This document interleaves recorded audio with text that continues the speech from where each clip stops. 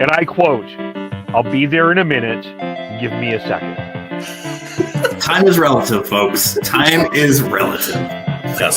So, hey, cheers to everybody in the chat. They're a division rival. I don't care how many wins they get. Screw them. That wasn't the take I was expecting to hear. I want to gush over watching live Chris Tanev. I think that we completely underestimate the skill it takes to play defense. One highlight or several highlights does not a Calder trophy make. I'm stepping in here. I'm going to be the crotchety old man here. They need to learn patience. They need to understand the tension, everything, and the drama. How dare! Look at this. How is McDavid not getting a penalty? You guys need to calm down with this, okay? You guys need to calm down. I'm back, bitches. Oh, it is so great to hear that voice. Wow. And that's the voice of Chris. Welcome to the Shifts and Pucks podcast. You can follow us on Twitter at Shifts and Pucks, Facebook.com Shifts and Pucks, YouTube.com Shifts and Pucks. So I'm going to preface the subscribe wherever you get your audio, because we are on Apple, but apparently podcasts, and I'm not the only one, but podcasts are having a hell of a time getting on Spotify. But we're working on that with people. So you can definitely find us on Apple. You can definitely find us on Twitch. So we'll partially say that. And of course, that's where we are right now as we are recapping or kind of reflecting on the end of the season press conference and the decision that the Canucks made to fire Patrik Allvin and what's next for the Vancouver Canucks. Hello, how the hell are you, Chris? I'm relatively tired.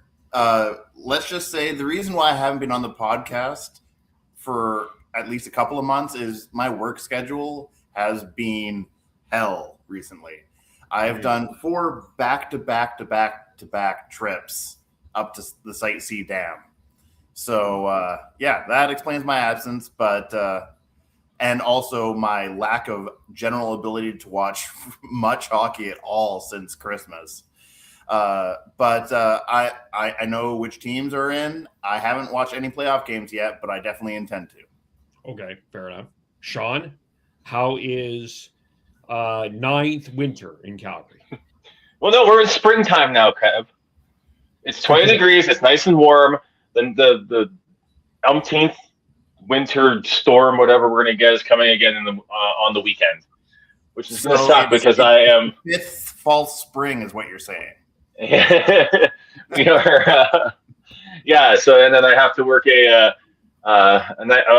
fun run at early in the morning on the Sunday when it's supposed to be a high of like my coming out of like a low of -2. So I have to bundle up, and it's not going to be not going to be fun. Layers. Yes. Yes. Layers. That's a good. That defines Calgary weather for you right there. That totally is. By the way, it looks like Alberta is dropping daylight savings time as well. Sounds like that announcement. Was that an official announcement? I heard. No, not quite yet. It seemed more rumor mongering from what I saw. Yeah, I think it'll probably happen, but yeah. Yeah, you see. Well, BC led the way, I guess. Yeah, sorry, say that again. I said BC led the way, I guess. I guess so, yes. Although I think Eby even said something along those lines that like we were waiting for Washington and California and Oregon to do this with us, but no one was willing to take that first step. So maybe we're starting. I'll say this again. Who cares what they do? I mean, that was Eby's kind of reasoning. He's like, someone's got to lead the charge. Yeah. Good thing we're not a political podcast because there's a yeah. Anyway, I'm just gonna zip my lip, toss that over there. We all have opinions. We're just gonna keep them shut and talk hockey. Exactly. Much easier, which is polarizing in and of itself, by the way. But Hockey tribal? No. Canucks Twitter tribal? No. I mean, they're pretty Canucks are pretty united right now with all wanting the new Quit Hughes shirts that people are making. Oh, What shirts? I may have missed this. So last night it was Quinn Hughes had an attempt, made a feeble attempt at not allowing an empty net goal, and then crashed into the boards. So they're taking that screenshot and putting Quit Hughes over top. Mm. Oh yeah. It was rolling slowly. Hughes was kind of being Quinn Hughes when he goes back. He takes his time a little bit. Then I think he didn't realize it was going into the net. And he went, "Oh shit," and tried to speed to catch it, and didn't. So, we'll talk about the playoffs in a little bit. We'll catch Chris up on some of the things, but we'll start with the big news out of Vancouver on Friday. Jim Rutherford announced the firing of Patrik Allvin. It's a little confusing for some about what is going on. So Jim Rutherford is in charge, and the wording of this, I think, is leading to just a bit of a head scratcher for some. So is because he did say he's not sure how long he's going to be in the position, which is we'll touch on that in a bit. And that new GM, whoever it is, will decide Adam Foote's fate. But we need to start with Patrik Allvin, and it's kind of a Kev, before we start on the Patrik Allvin stuff, I do think we need to. I think it's clear. If people are finding it confusing, he's the president of hockey operations. He's above Patrik Allvin, and he has the ability to remove the GM and take over the dual role here. And then, yes, I think when you talk about the confusion, if you want to use that word, is that it's more uncertainty, I think is the better way of putting it. Uncertainty of how long Rutherford's going to stay in that president of hockey ops role. And the way I read into it is that if they decide to go with someone that they feel comfortable taking in a successor role of Rutherford, he will step down. But if they feel like that person needs a year to sort of acclimatize to it, then he will stay on. I think that's how I read it, and I felt that was pretty. I don't want to say clear, but pretty. It made that's how I took it, and I felt like it was pretty obvious, and that's sort of where things are going.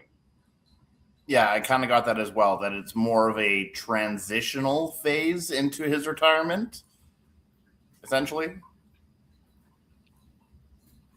Okay. I'm not saying you're wrong or right or wrong, because it just put more questions into the content machine here. And I'm not saying that Rutherford should be sticking around or not. I mean, I think he knows when his time is up or not. So I guess that's the part that we're kind of in. We're in a transition point, I think, and then whoever the new GM is deciding Adam Foote's fate at this point. That's kind of what we know at this point in terms of what the next steps are. So some are reading this that Rutherford could be gone at the draft. But I think maybe let's leave when Rutherford leaves. Let's leave that out of the conversation, because I think we need to find out who the new GM is first. I think, does that make sense? Is that a fair way to? Yeah, and that's kind of where I was getting at. I think confusion is the wrong word. I think uncertainty is the right word. Okay. Because it does leave the uncertainty of what's coming on, regardless of who the new GM is. There's uncertainty as to what the management group is going to look like. Yeah, fair enough. Well, let's talk about Allvin, it's going to be. It's not it's kind of tough for Allvin because there was a lot of decisions that a lot of the things went through Rutherford to Allvin. But I do want to start with some of the things that he did right, because he did actually do some things right. And I wanted to start there because I think it's easy. It's easy to point out the mistakes and the things that didn't work. And there were things that didn't work. But I wanted to start with something that a lot of people are kind of criticizing Allvin for. But I think some more research actually needs to be done on this before you assume this. And I'm going to give our friends at Fireside Chat a bit of credit for this. If you go back to the 2023 draft, they have actually, and there has been a whole conversation from Flames Nation about how Calgary is ahead of Vancouver in the rebuild. And we'll address that at some point with both of our sides kind of collaborating on that. We're planning to do that. But you look at that draft. But it's true. They are ahead of it because they started the rebuild before. Okay.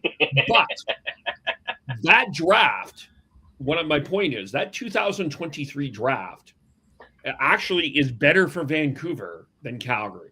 You've had Samuel Honzek in Calgary that has been hurt, which I think is that doesn't help. But a lot of people kind of criticize that Tom Willander pick as a poor pick for the Canucks, and they should have taken Zach Benson. I think maybe people should be pointing at Steve Yzerman for missing out on that more than Patrik Allvin. But you have players in later rounds that have already are playing NHL games, or we know will play at NHL games. Kirill Kurdrasev, Sawyer Minio, EP25, they're already playing games. You've got guys like Ty Mueller. So Ty Mueller, that's right, and he's in that draft. And I always, when I grade drafts, one of the things that I do, it's easy.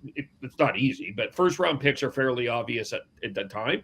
But if the number of later round picks that you can get, I think, really helps where you are going in your rebuild and in your development. So I think in terms of drafting, I don't think that the Canucks I'm not going to sit here and say it was spectacular, but it was not a disaster. You have Jonathan Lekkerimäki, who's coming off an injury, but wouldn't knock him out. But you've got Braden Coots and Tom Willander, who are going to play games in the National Hockey League. In terms of the draft, I don't think there's anything too majorly complainable what Patrik Allvin did. Yeah, 2022, you had Lekkerimäki and ZPD both played games. And Kudratsev. And then you've got Ty Young, who's been playing in the AHL, which is good for them as well. Lekkerimäki is one that you hope that he can pop next year, because it's just he hasn't quite found that just yet. But no one in that draft has but that's been drafted behind him has really popped too much yet.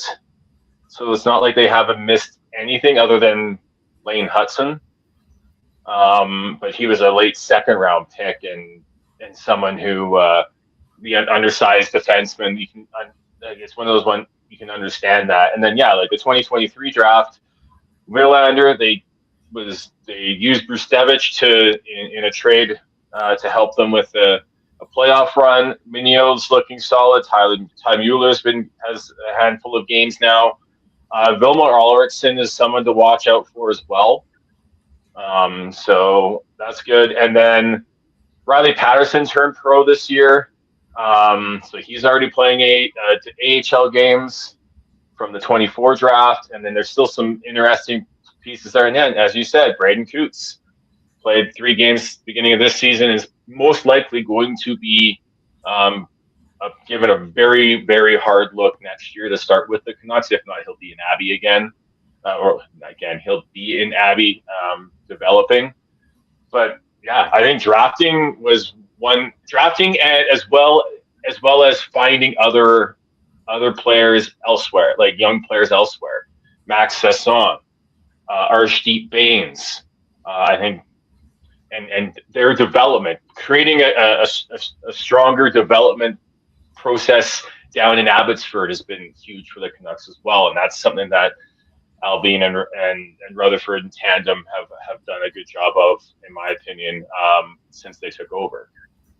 I mean, are we really surprised that a guy with a drafting background is good at drafting?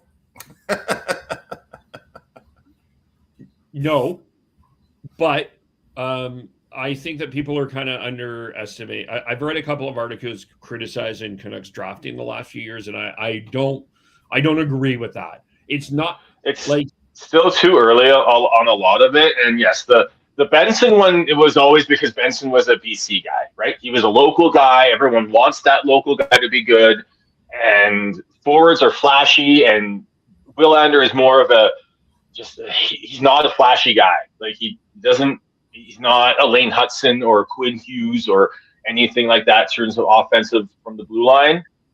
But he's just solid, and you need those players, right? So I think if you look at, in terms of drafting, they're well set up. Like I've said this before, now that they're in a rebuild phase, one of the parts of that teams struggle with when they are rebuilding is the defensive side of things. And the Canucks are ahead of the game on that. Yes, it sucked this year, but you had so many young players. They're going to learn. They're going to develop. And if you have your defensive side of the game ahead of your offensive side of the game when you start a rebuild, it might be a shorter rebuild than many people think if you get draft lottery luck. Yeah. And for the sake of the Canucks this year, please let the draft lottery luck actually come through. They've had too much pain in that draft lottery over the past decade or so. Yeah. Yeah, absolutely. I'm just give you a second here. The other thing that the Patrik Allvin did very well was sort of later in his tenure, but he got draft picks and accumulated draft capital from the Kiefer Sherwood, Tyler Myers, and Connor Garland trades. So this year, in 2026, you've got 2 firsts, 2 seconds, and 1 third. In 2027, 1 first, 2 seconds, 1 third, 2 fourths. So he did accumulate draft capital, and a lot of it is second round draft capital, but still 2 firsts is nothing to shake a stick at here in the playoff in this draft, anyways. So I don't think there's anything are they home runs? Not necessarily. Are they good? Are they draft picks so that you can use? Yes. So I do think if they were home runs, Patrik Allvin would still be the GM, right? So.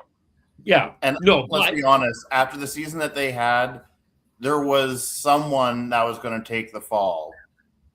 It's just unfortunate that it ended up being Patrik that ended up basically getting that judgment. Yeah, but I did want to point out, like, it wasn't this unmitigated. It wasn't the Jim Benning disaster with Patrik Allvin. I think he did some good things, and I do think that there's some things that he deserves some credit for. That as you go forward, people might forget it. I did want to recognize that. There were mistakes, and I'm going to start with one that seems to be talked a little bit more in Edmonton than in Vancouver, and it's the Vasily Podkolzin trade.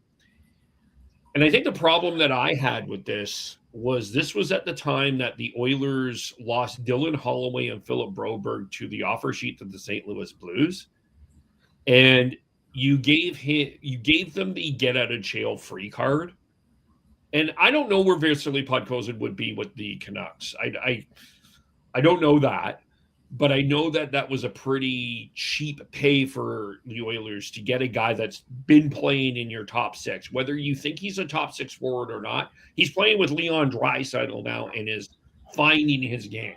I do think that ended up hurting the Canucks and helping the Oilers.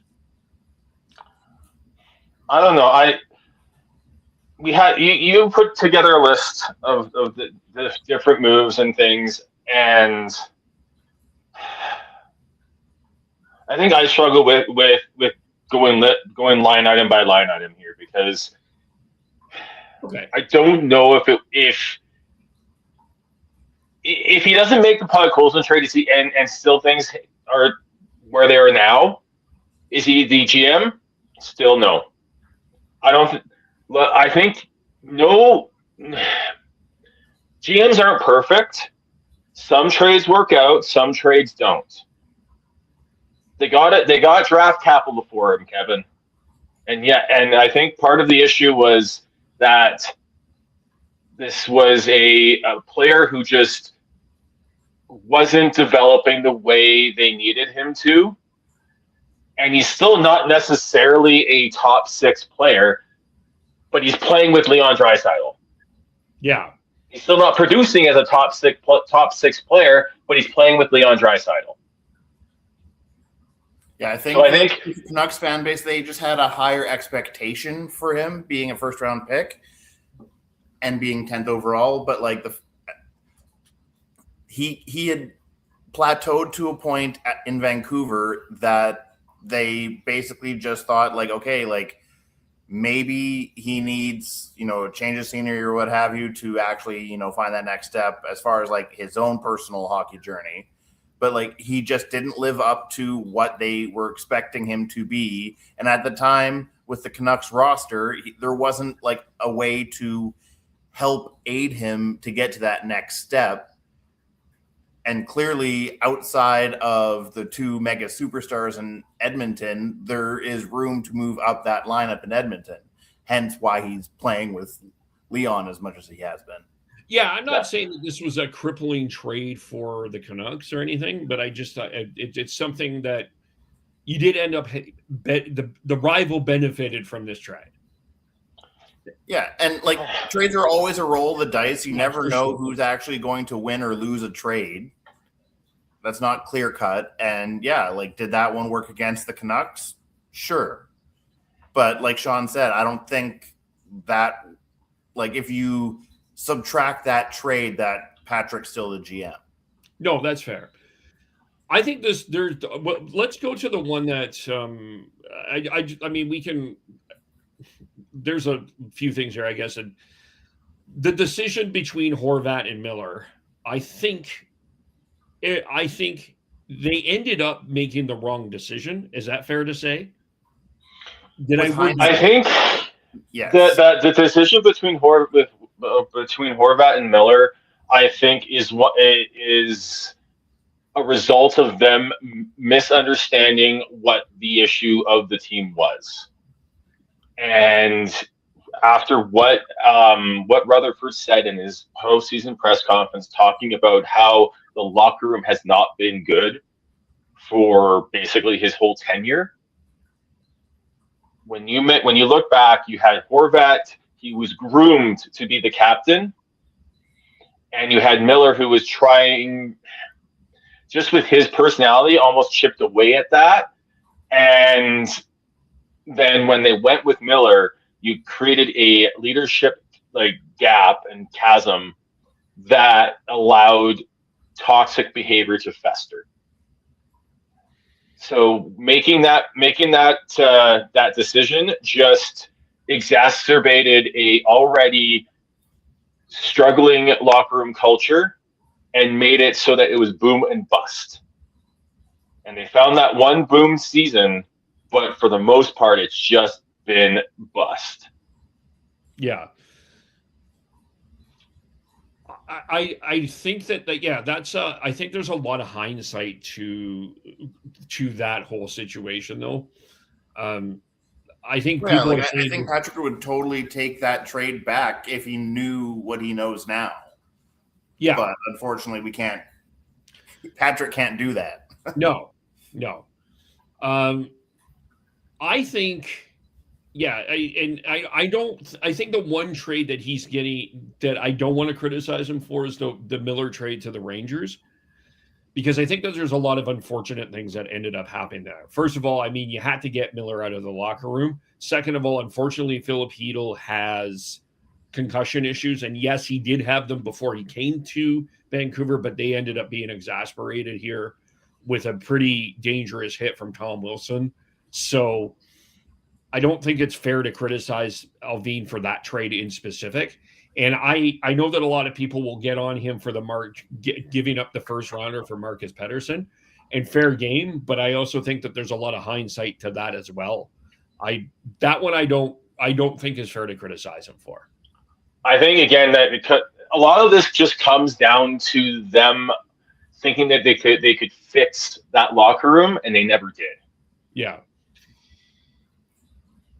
And like, I know people were talking about how with Elias Pettersson, because that's another one. He had that one spike season before they had the good team season, and then it petered off. And how his game hasn't come around since they traded Miller. But I do think that there is a hangover effect there, and I think if Rutherford was being truly truthful about how bad the locker room was for for how long, basically until they made these trade till that post trade deadline here, then it just doesn't seem like you were putting anyone in a position to succeed. Okay. So I think it's the overarching thing is just they never fixed the locker room. Yeah. They inherited a flawed core. They inherited it sounds like a locker room that was in turmoil, and they never fixed it. Although, based off of what Rutherford said in that season-ending press conference, he seems to insinuate that he feels like it's the best it's ever been since he's been around. So I guess the ultimate question is, is it quote-unquote fixed enough that maybe PD might have a resurgent season, or that there's just a lot better culture and body language from the players on and off the ice next season? Before you go, Sean, can I just express the quote that Chris is referring to? Because I think it's important to hear what he said. He said there's not going to be barking on the ice or yelling at people in practice. Essentially, is that I butchered that a little bit, but the big term was barking at people was one of the words I took out of that. Yeah, and that's the whole thing, especially going into this season. The offseason, the $11.6 million question is what happens with PD. So again, that's going to be one of the biggest questions that the new GM is going to have to deal with here. So, but yeah, I think whether it's the Horvat Miller decision, everything just seems to me just comes back to them not creating a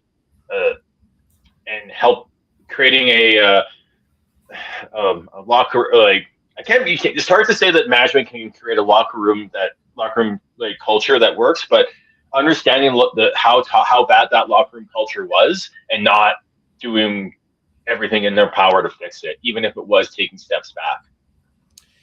Yeah, the one trade that the one other trade, and then we'll kind of leave it here in terms of the criticism. I know that people have said that it's the Horvat trade that was the big mistake. I'm sorry, it was the Lindholm trade. And I disagree. Hear me out. Yeah. The acquiring or the trading away of Lindholm? The trading away of it's not acquiring him, because I think the fact that you gave up so much for a guy that ended up not signing, and I know that there's some hindsight to this, but you gave up 5 assets, and one of them built whether you think Frost and Farabee are going to be part of the long-term solution for the Flames, Kuzmenko ended up getting them Frost and Farabee, which will end up building that trade tree. That trade tree, and you don't have that trade tree for Lindholm.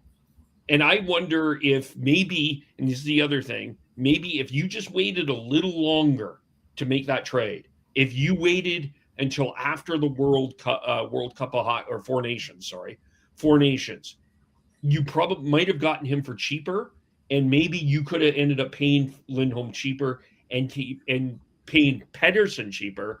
And maybe if you needed to trade Miller, you would have been able to get him out, and you would have had some other assets to bring some of the stuff that you needed back. That's why I think it's the worst trade. It might. I can understand why you say it's the worst trade, but when you look at where the Canucks were in that season, and you look, and again, hindsight is they knew that they had sort of lightning in a bottle that season. They knew that they had to go all in because they didn't know how long that was going to last. So it's one of those ones where I don't want to criticize him too much for being that aggressive and making that. It didn't work out. I think that's more where I think it is. It's not the worst. Maybe it is the worst trade, but it's not one I think he needs to be raked over the coals for. No, but because I think it comes down to the overarching thing of if they had fixed or if the locker room culture wasn't nearly as bad, maybe Lindholm stays.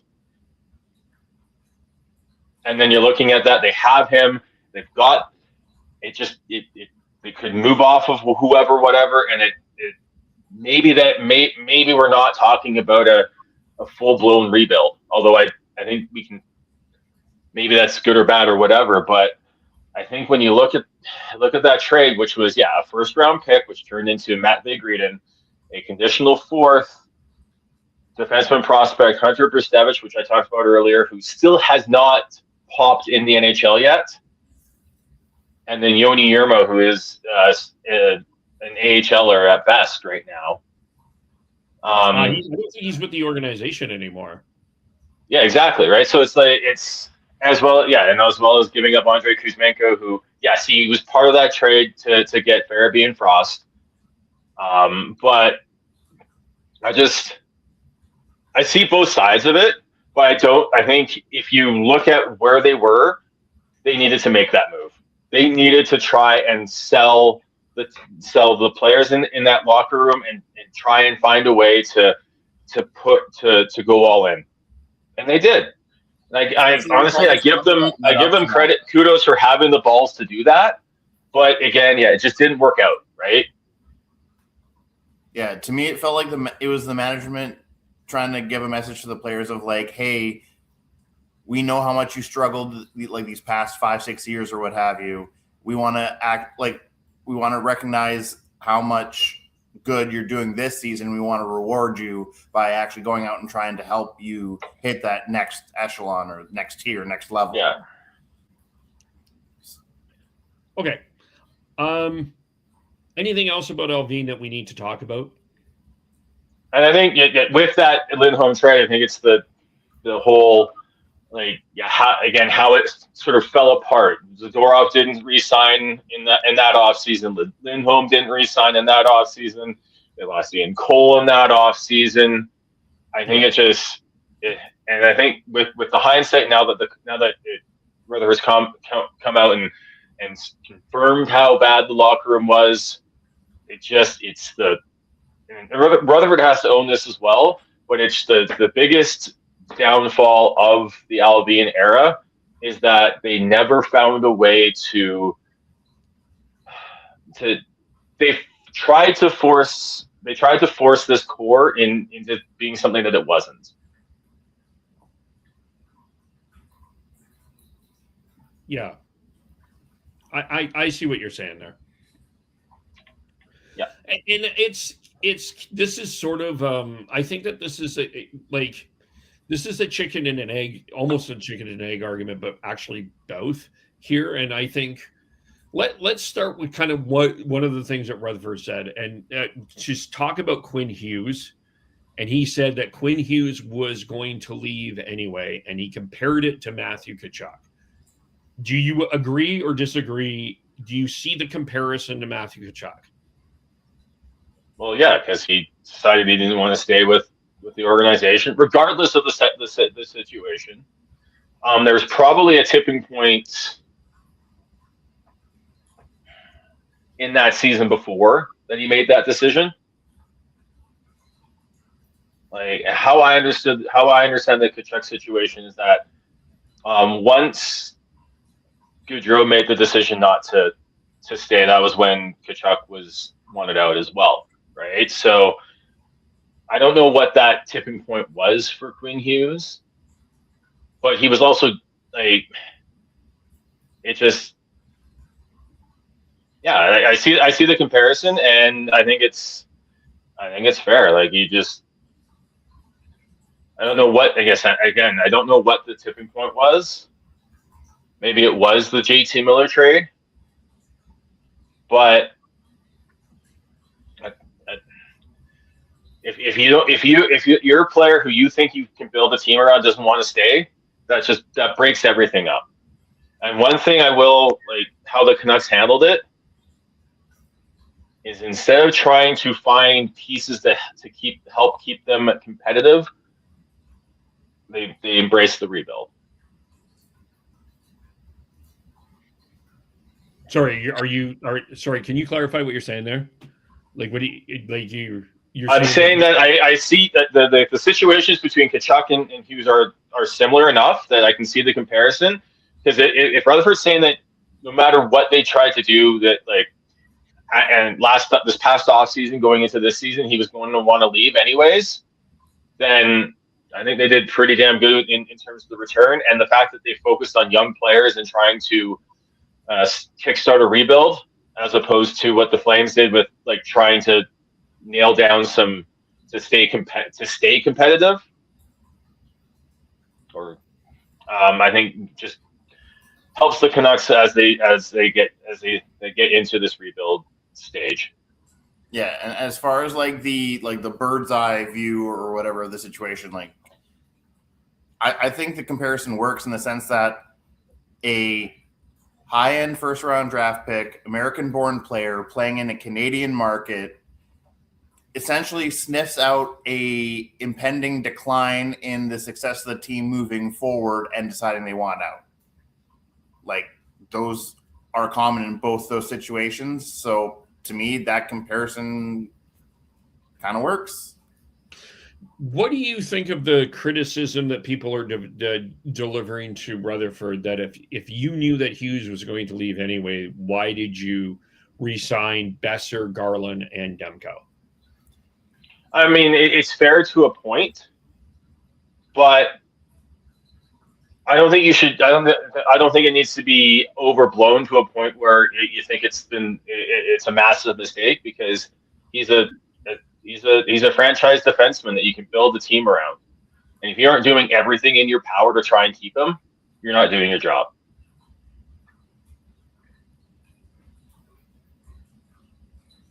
Okay, fair. Sorry, Chris, did I steal your thunder on that? I basically had a very similar line of thought. So yeah. Well, Besser, I didn't have a plan B ready to go. I think just for context, I don't think Besser really wants to leave Vancouver. Like never. He has always wanted to stay in Vancouver. I don't think it like he's enjoyed his time there. Like that's a fact.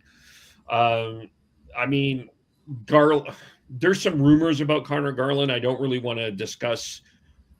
There's some perception about Connor Garland that I don't think it's fair for us to discuss, for me to discuss anyway, because I don't know the facts. So I'll just leave that there.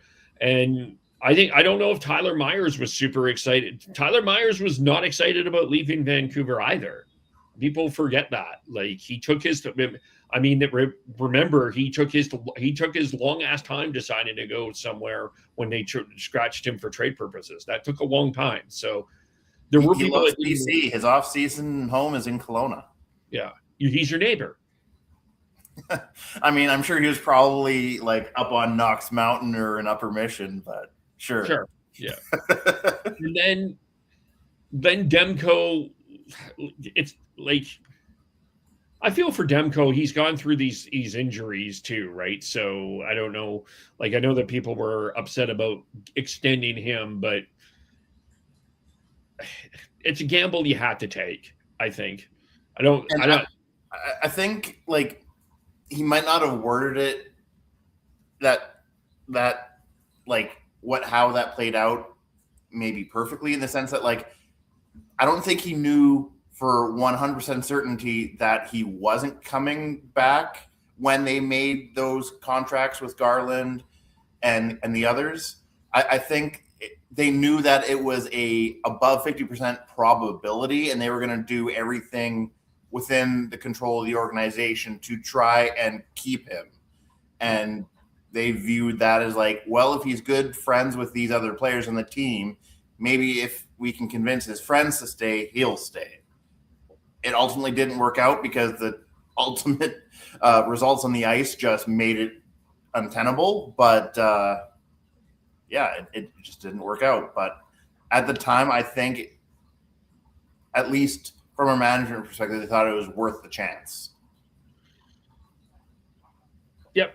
I think for me, like I know I have a lower opinion on Rutherford than you two do. But that being said, there is an equal amount of blame to go around with what happened with this locker room rift. Sure, it's easy to blame management, but I think it's also fair to blame the actual locker room for this tension. And I think that it's, and I think that the captain of this team, the former captain that we are talking about, probably deserves a lot of responsibility here. And and I've always said they never really put him in a place to succeed. And I think that that's totally fair on that part. Yes, that's true. But the locker room has not taken ownership up until this point of what has been going on in there. And I do think the players need to take some responsibility for what happened there. So it's easy to blame management for everything that went on, but I also think the players deserve, and Quinn Hughes deserves some blame for this as well. I don't think that this is just one. I don't think this is one size.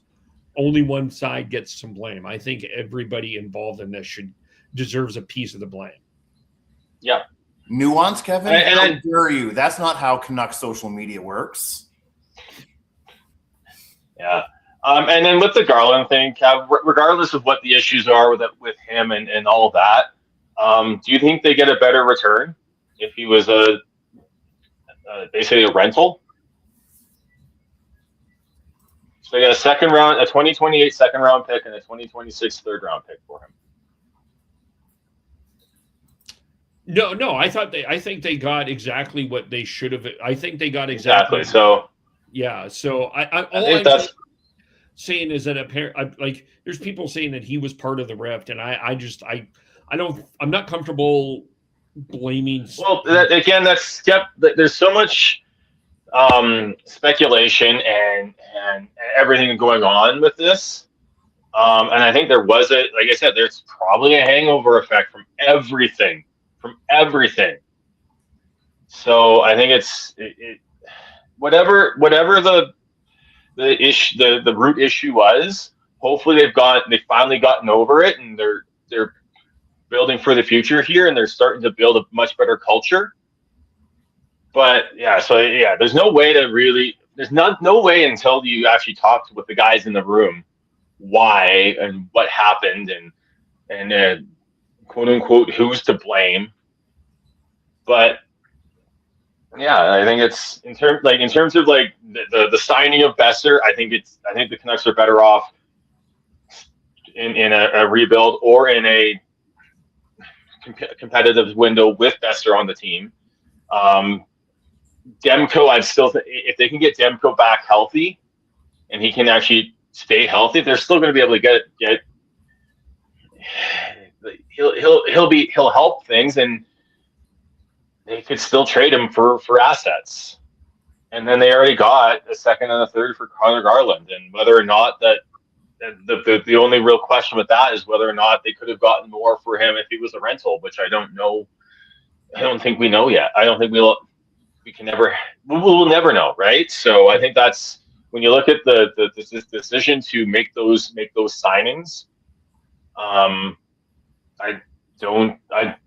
I think it was a fair way to try and keep a franchise player who unfortunately quit on the franchise. Yeah.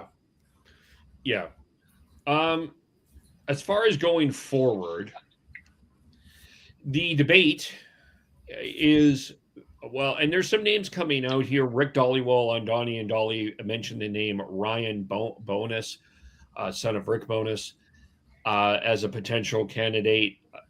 Sean, you posted Kevin Adams' name was being interviewed, I think, or they got permission to speak to Kevin Adams. Yeah. And both those names are in Drance's article, where I think he broke down like 9 or 10 potential candidates that he'd been hearing about. Yeah, and then there was the one that, from Buffalo. I can't. Do you know who I'm talking about, Chris? Ventura. The description sounds Ventura, right. yeah. I don't remember his name. Yeah, the guy from Buffalo that worked with Rutherford. Tom Fitzgerald's name was in this speculation, and of course you got Ryan Johnson in this conversation as well. So, does it matter if they have experience or not? If my whole thing on that one is it's just a fucking toxic market right now. Just to be blunt, it's a fucking toxic market, and anyone who comes in here needs to be able to handle that. So I'm open to anything here, as long as they're patient and they know that they need to rebuild this team properly. But they also need to be able to handle the media and honestly fight back against some of the narratives that get thrown around by the media at times. Because I do think there's things that get like completely blown out of proportion here. And one of my biggest, I don't want to say criticisms of Rutherford, because I think it's more of a criticism of the market than anything else, is that Rutherford was too damn honest with this market at times. And it just created too much noise. And I think you need to find someone who can communicate properly. And I think you need to find someone who can just, whoever comes in needs to find a way to gain the confidence of the market back. Because if they don't, it's going to be a long, tough slog. And I don't care where they come from, how experienced they are, how inexperienced they are. It's going to have to be. I want to see how they communicate with the media, the market, and communicate their plan without creating more excess noise that has taken over this market since Gillis left. Honestly. Two types of two names that are, when I say names, two types of people I think when you said this come to mind. One of them won't happen, but style-wise, Lou Lamoriello. Lou Lamoriello was basically like, to the Toronto media, fuck off. Fuck right off with your insider information. You're not getting any of it. Yeah. And the other one is Steve Yzerman.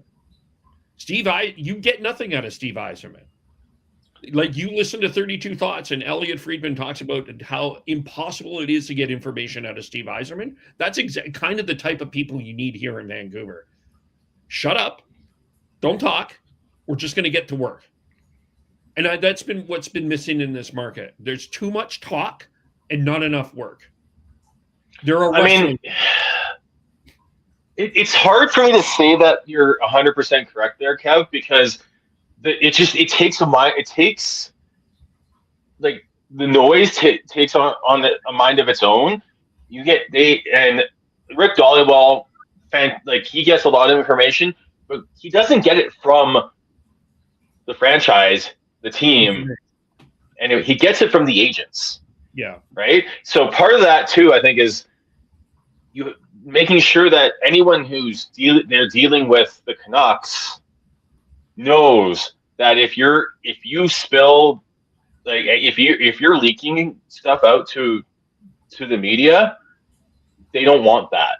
and that's not going to turn. But a lot of that is you need someone who has that cachet and has that respect within the within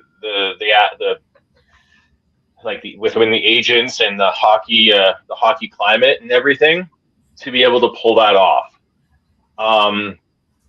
Like even So- if management plugs all organizational leaks, I think the amount of speculation that the fan base and even media are known to do is basically going to like counteract that stoppage of leaks anyway. Like regardless, you're not going to make Vancouver call.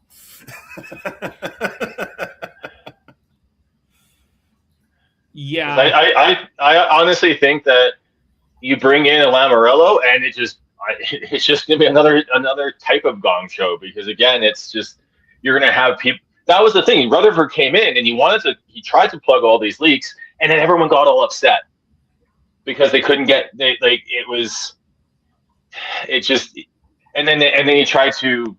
he got too honest with people and people got upset. So I think it is sort of get down and get things done. And I think part of it is you got to limit that near the end. You got to limit the media exposure. Yeah. You just got to find a way to limit it. I know that's kind of, it's part and parcel and with the way things are, but you got to limit it, because especially in the Canucks in Vancouver, with how just ravenous this market can get and how hungry they are for information, even if it's not even information, it's just pure blind speculation. It takes off and like creates its own monster, and it's just whoever comes in needs to understand that, needs to have a successful like strategy on how to mitigate that and how to keep things as quiet as possible. There's one other name I'm just going to toss at you. I don't see it happening. This is I'm in fantasy booking, but when you're talking, I will just bring up, he did get into a fight with a sports reporter in this market, Brian Burke. Berkey's not coming back. I know he's not coming back. You know what he will do. You know. Yeah, but yeah, it's. I think my whole thing about it is you just have to find a way to sell make smart moves and be able to sell those moves to the market without overexposing yourself on the media side. Yeah. Yep. So yeah, we're early on in the search process, and I'll be interested to see how things leak out on who's on there and who's not. Right now, the only one we know for sure they're interested in outside of Ryan Johnson is the fact that they asked for permission to talk to Kevin Adams. Everything else is pure speculation. Yeah. Yep. Yeah, that's fair. That's fair about that. From the players' side of this conversation, Teddy Bluger had some things to say that kind of inspired the market, but he said some things during media day, and then he said something on Canucks Central with Satin Bick about the thing that he said. First, let's start with the thing that he said during the media part, where he talked a lot about mediocrity and how this organization has embraced mediocrity and how that needs to change. Thoughts on that in particular?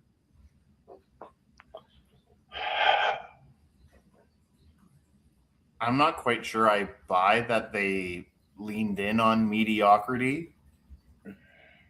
So I think that's to me is more trying to stoke the fires of the young players to take that step, take their next steps and start driving the next wave of players to be to get back to the playoffs and back into contention for the cup more than anything else. The confidence of I think being better than what came before, even if you looked up to the players that were there.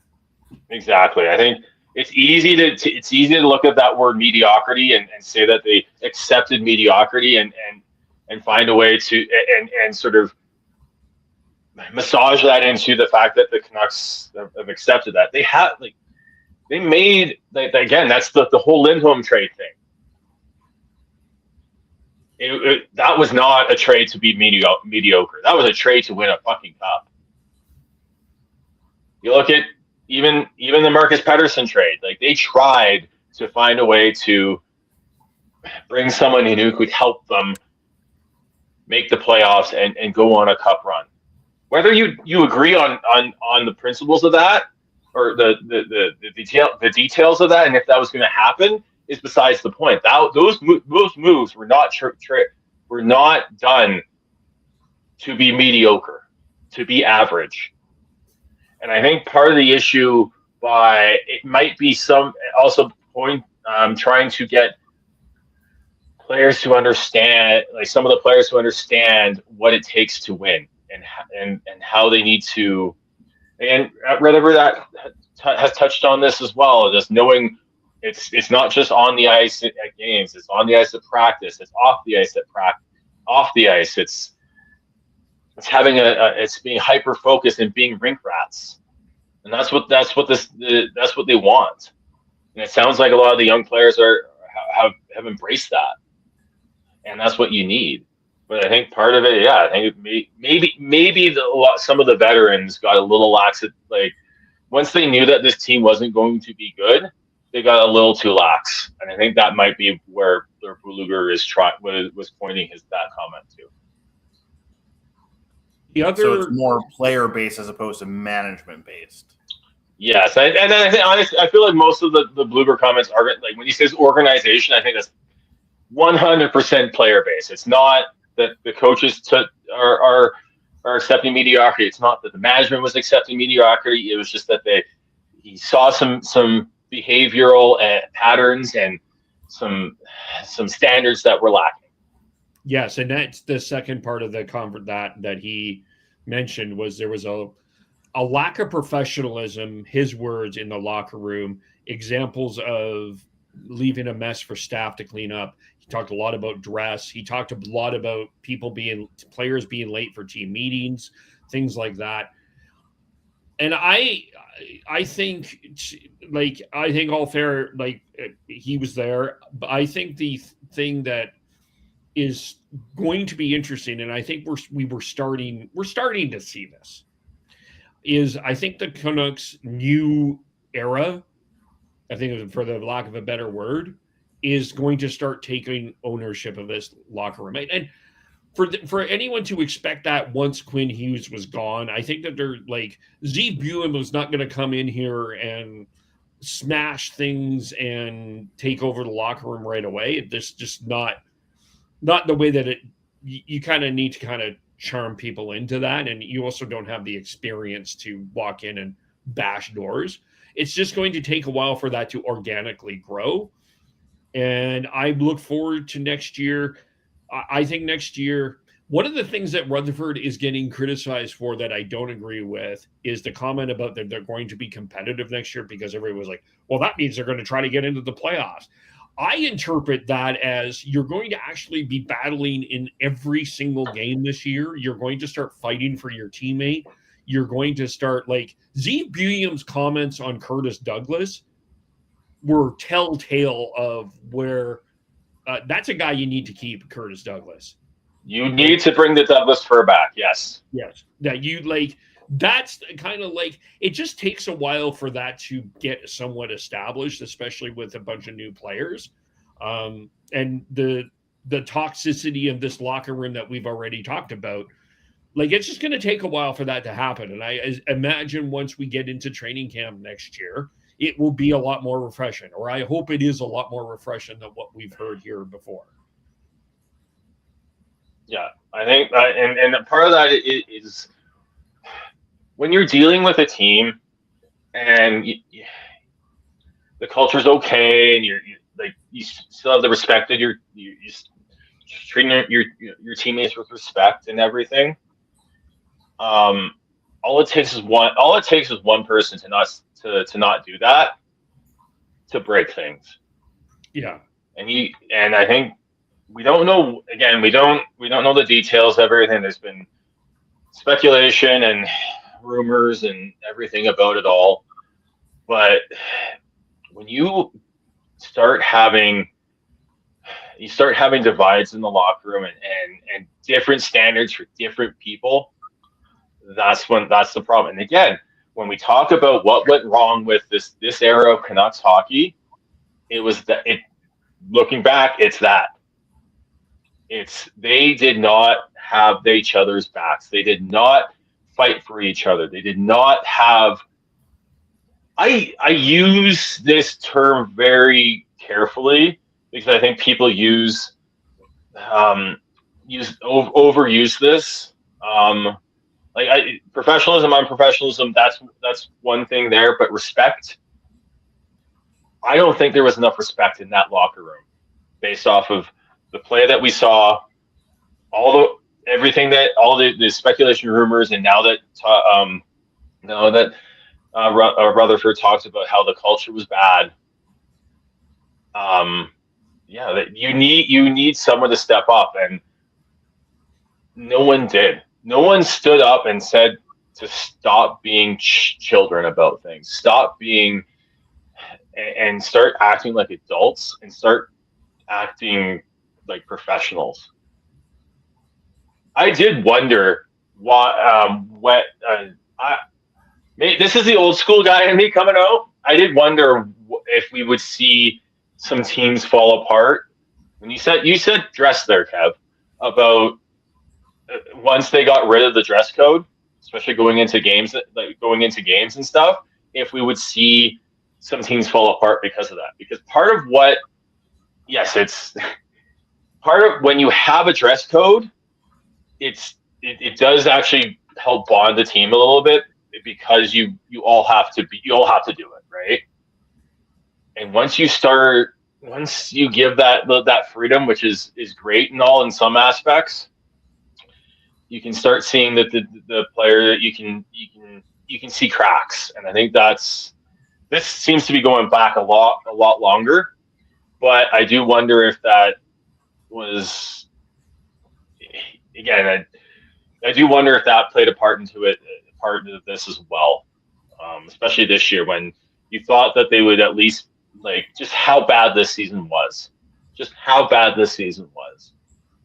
And yeah, I think it's, when you look at it just from a fan, it just sucks. And you need players that want to be wear the Canucks crest, represent Vancouver, represent the organization, represent the fans. And I don't think we had that. There was players who would try and say this, that, and the other thing. Looking back, do you believe that they were truthful at that point, or still are, depending if they're still on the team or not? That's the big question here, isn't it? How to go forwards. Is who do you believe still wants to be part of this team out of the veterans, and who do you believe can help foster a new, better team culture where you're willing to go to bat for your teammates, even if you're not friends, you're willing to go to bat for your teammates. Two things. First of all, I'm just going to bring up the dress code and professionalism and all of that. I know that some think I'm a fuddy-duddy for this, but I still think the William Nylander finger delivery to the TSN cameraman and not being punished for it in any way, shape, or form was a telltale sign of what was going on in that Toronto Maple Leaf locker room. That to me. And then you saw that when Radko Gudas ran over Austin Matthews and two guys were staring right at him. One of them happened to be William Nylander. Went, "Oh, I didn't see it." I think yeah, that to me is a good example of just from an outside market when we saw that. Like, it's not. I know we're not talking about dress code, but just behavior in general. Like, I just don't think. I just like I thought that what William Nylander was ridiculous, and he should have been punished for it. Like, he should have been suspended for a game, or he should have been fined, or there should have been some public notification that was not acceptable, especially to a rights holder, and that wasn't handled. But the one back to the Canucks, one guy that I think is completely missed here, and I've always wondered about, and you talk about, Sean, you guys are talking about a guy that absolutely wore the Canucks crest on his heart. Where's Stan Smeel?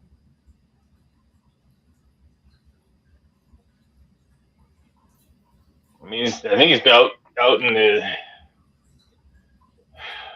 I know where you're going for this, Kev, but I'm not saying you need. And I think, and in a way, I agree. And when bringing in Rutherford and Allvin and how they talked about Sidney Crosby and tried to make, they wanted someone to be Sidney Crosby and all that, but they never.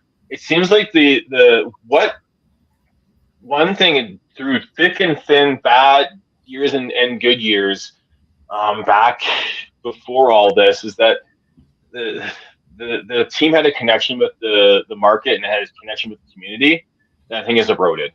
And I think that where you're going with this, Kev, I think is bang on in terms that they need to need to reconnect.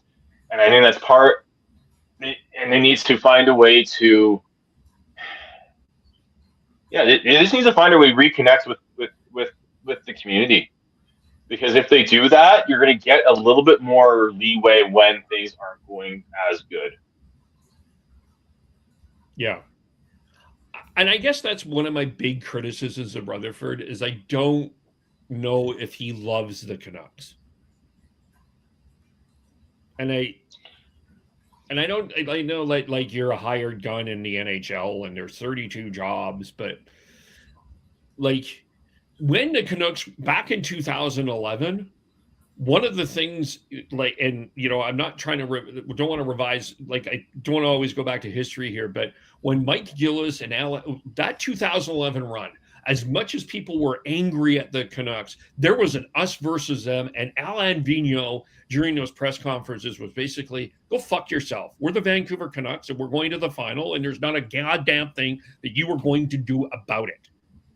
And that has not been back since. Like everybody's like, well, Ryan Kessler elbowed this guy. He's a dirty player. Shut up. Shut the fuck up. You're not doing anything about it. Too bad. No. So sad. But the Gillis did have that sort of even fight back attitude, even to some of the media as well. And I do wonder if they don't, from top down. And I do think that the whole let's yell and scream about Aquilini has gotten to a point where it just feels like it's something that the cool hipsters do on social media.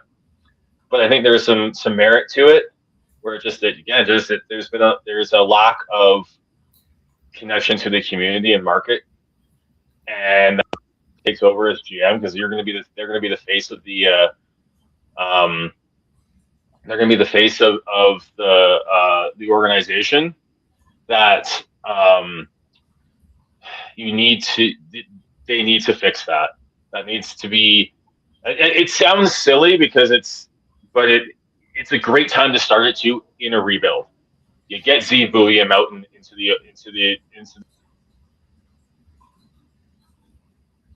connections in the market. Maybe become someone who wants to stay in Vancouver post career, because you look at the Sedins, you look at Jyrki Lume, you look at Jannik Hansen. Like those are all they're all players who aren't from the area are staying that have stayed there. Why? Because they fell in love with with Vancouver. They fell in love with the city and the fans and the people and the culture and everything. Yeah, you got to find a way to do that. That's I agree with you. Anything else on this topic that we didn't touch on? Chris, you've been quiet. I mean, I think I feel like for the most part we've covered most things about that, at least that are Canucks related for at least this episode. The one question I do want to ask you, Chris, because we haven't got your opinion on this. Do you bring back Adam Foote? I feel kind of similar to what Rutherford said in that season-ending press conference, that because like when he first got introduced as the coach and he was talking about like the plans of like how he wanted to like put in the work and actually like help this team turn it around, I fully bought into what he was selling at the start of the season. So I honestly feel like he just had a really shitty hand dealt to him. And if I was the new GM, I would probably give him at least one season to show that like he can do better than what happened this season. I think the one thing that's come out of the talk, and there's rumor speculation about the rift between Allvin and Foote, and how Allvin wanted him to play the kids more earlier on in the season, and he didn't. Is Adam Foote the development coach that we need for the Canucks to take that in this rebuild? Because I know everyone's going to be screaming about, because was it Landon DuPont next year, to quote unquote tank for another season, but the that's not the right word for the Canucks need to be focusing on. It's development. Who's the right coach to develop the player, the Liam Ogrens, the Lekaramakis, the Steve Bouillams, the Tom Villanders, the Braden Coots? Who's the best development coach for those players? And I think that's the big question. If they feel like if Foote can do that, I'm willing to give him another shot. But I question that, especially now that I hear the talk that he wasn't willing to play the kids earlier on, when you knew that this is what the Canucks were bad, and they were going to be they're last in the league. Like you got to start providing the kids a little bit more ice time. Yep. About a year or so ago, or maybe due to my absence on the pod, you guys have done this more recently, but we used to have like a thing of like one last question. I have a fun hypothetical question that popped into my head after hearing Sean talk. We haven't done one last question in a while, but it's time to bring it back, I think. Okay, can we but before you do it, is there anything about the NHL playoffs that anyone wants to talk about? I'm just happy that the playoffs are here, and I'm excited to watch playoff hockey because it's damn good hockey. I don't want to get too far deep in it because we're already pretty deep on this podcast, but I have two comments. One, that Carolina-Ottawa overtime chaos was hilarious. Yeah. You think it's over? Video review, no goal, but it's a penalty shot. That was all. I'm gonna have to go watch those highlights. Then I totally missed that. Oh my gosh, that was amazing. Yeah, amazing. And two, my other comment is that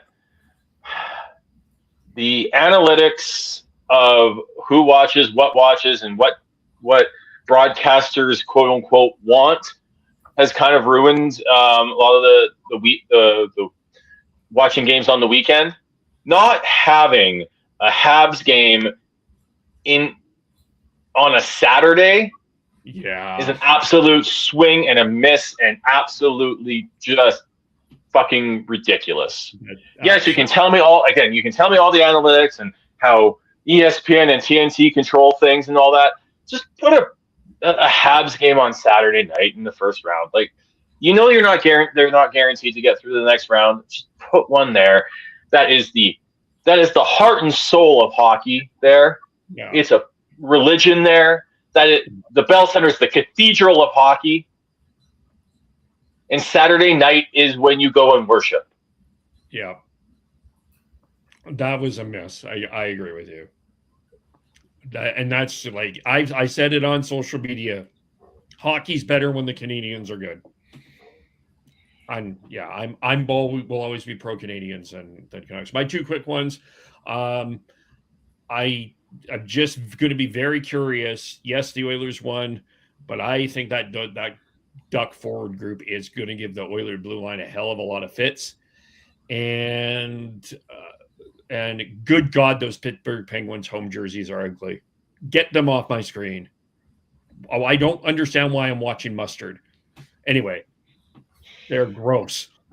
Anyway, go ahead. I mean, Chris. even the Ducks Oilers series is just hard on the eyes with all that. Oh God, those bright orange. Ducks are ugly too. Ugh.